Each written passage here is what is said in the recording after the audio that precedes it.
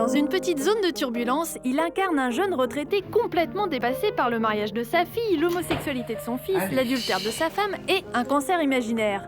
Ça pourrait être dramatique et pourtant, comme souvent avec Michel Blanc, c'est ça qui est marrant. Et moi, je ne sais pas faire rire comme De Funès. Je ne sais pas faire rire comme Danny Boone. Je n'ai pas ce talent-là. Donc, je fais rire quand je fais rire, plutôt avec du dialogue et plutôt en cherchant la sincérité presque dramatique à un moment où ça tombe mal et où ça fait rire. Donc. L'envie de faire rire, malgré ou à cause d'une timidité maladive, Michel Blanc l'a eu telle une révélation en classe à l'âge de 8 ans. J'étais en cours de français et on étudiait Molière et évidemment notre prof nous demandait de jouer des scénettes. Et j'ai senti ma main se lever, mais en même temps, en me disant, pourvu qu'ils ne me choisissent pas, mais en même temps la main se levait, enfin vous voyez, bon. Et puis évidemment il m'a choisi. J'avais les mains comme ça qui tenaient le truc, et d'un seul coup, j'ai vu que ce que je faisait marrer mes copains, et je me suis senti bien comme jamais. C'est-à-dire que j'ai eu la certitude, je me suis dit, il faut que tu fasses ce métier parce qu'il n'y a que là où tu te sens vraiment bien. Et coup de bol, s'ensuit au lycée Pasteur de Neuilly la rencontre avec ce qui deviendra quelques années plus tard la bande du Splendide. J'ai un fils unique. Voilà, ça résume toute la situation. Et je suis même jamais allé en colonie de vacances, c'est vous dire.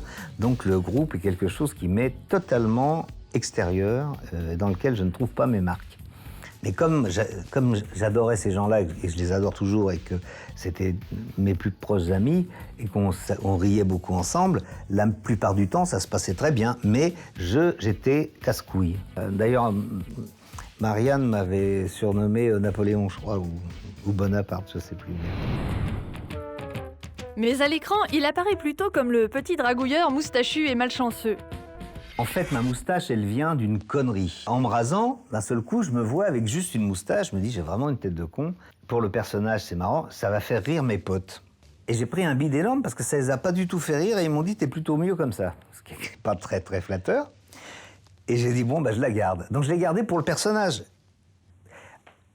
Comme on a fait un bronzé 2, Sauf que le rôle de Jean-Claude Duss lui colle un peu trop à la peau. J'étais de plein pied dans les bronzés quand on a fait les bronzés.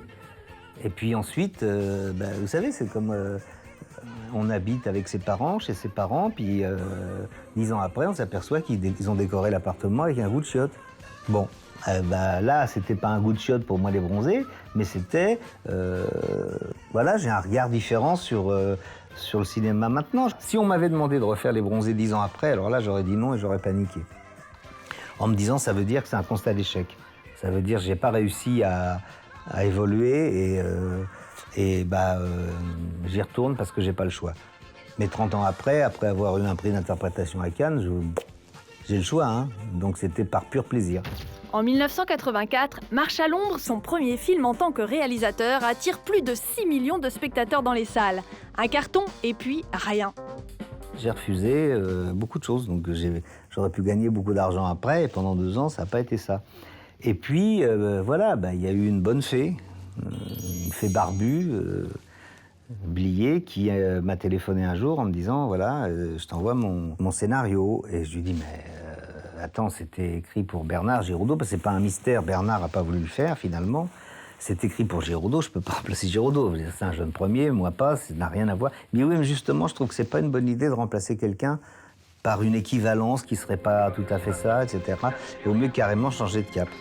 Et avec Tenue de soirée, le changement de cap est radical puisque son rôle de français moyen, travesti pour les beaux yeux de Depardieu, lui rapporte en 86 le prix d'interprétation au Festival de Cannes. Mais je ne sais pas comment vous dire d'un seul coup, quand vous avez un jury international qui vous dit vous êtes un bon acteur, si vous avez tendance à avoir des doutes, ce qui est mon cas, ça ne les résout pas, ça ne les élimine pas, mais ça vous aide à continuer quand même.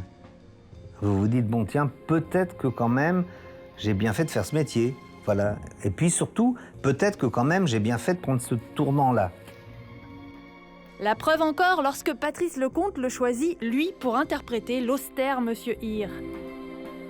C'est très drôle parce que ce film, de, je crois, tous les films que j'ai pu faire, est celui dont on me parle le plus à l'étranger, notamment au Japon. Et la dernière fois où j'y suis allé présenter une comédie, les journalistes japonais m'ont dit « Alors c'est très nouveau pour vous la comédie », parce qu'eux pensaient que j'étais un acteur de drame.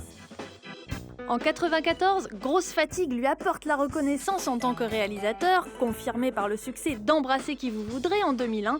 Je vous trouve très beau lui offre même son premier rôle romantique en 2006, et pourtant... Le problème n'est pas résolu, et j'espère qu'il ne le sera jamais.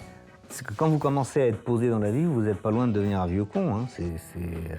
C'est à 10 cm. Hein. On fait un métier dans lequel on met toujours tous ses jetons sur un numéro à chaque fois, qu'on le veuille ou non. Alors voilà, je vois pas comment je pourrais être rassuré un jour par quoi que ce soit. Voilà, c'est tout. Preuve qu'il est un grand acteur, car malgré son évolution à l'écran, Michel Blanc reste dans la vie l'angoissé du cinéma français.